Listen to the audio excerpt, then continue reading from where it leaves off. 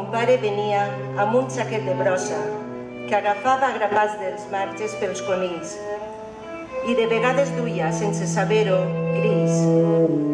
Els grills entre la brossa i a mitjanit, quan érem tots al llit, començaven a cridar i cridar, a planyir-se, potser a sentir-se petits, molt més petits encara i abandonats, i sols, lluny dels camps, lluny dels marges, com jo, lluny del meu poble.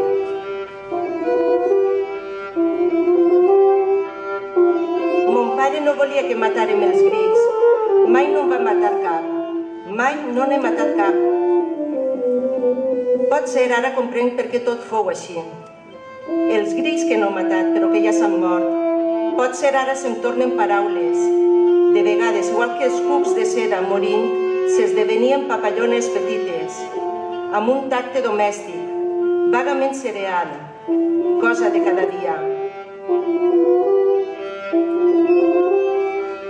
Hi ha en els versos que escric, entre tots els meus versos, certs mots que encara tenen un no sé què de grills. Jo sé ben bé quins són i estic content i calle. No sé si tinc el cap tot ple de grills com diuen, però jo sé que tinc el cor tot ple de grills. I també les butxaques. I si escric és per ells, per aquesta nostàlgia que tinc d'un món verdíssim, de xiquets agafant les mores del barger i de xiquets que seien al rastell per les nits d'estiu i li tiraven 4 pedres a un gos. De xiquets que furtaven melons, bresquilles, figues i després se n'anaven a menjar-se-les dins un daxar. I menjaven, i dormien després, i després s'estiraven a nedar a la sèquia i assecaven al sol i ballaven grotescs damunt l'herba del marge i eren obscens i ingenus.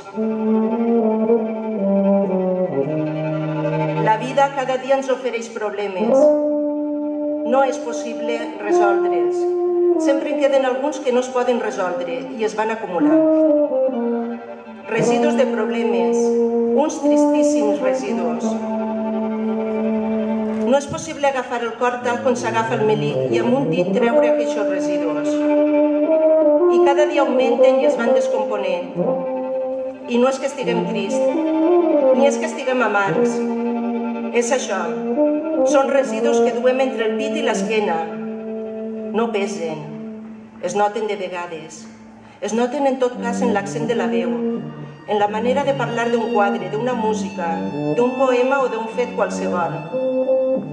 Com es va acumulant lenta la pols domèstica en certs plecs, en certs llocs, i donant a la casa indiscutiblement un to vague i tristíssim, i als llençols, i als cristalls, als mobles, les cadires. Hem oblidat què són, d'on venen i com eren, quins eren els problemes.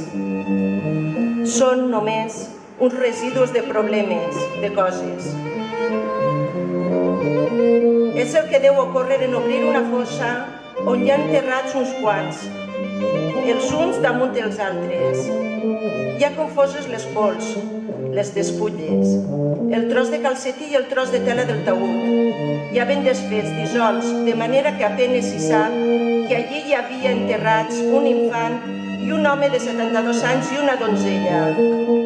Només hi ha això, residus. Residus que es desfan com la cendra entre els dits o bé entre les paraules que es diuen cada dia.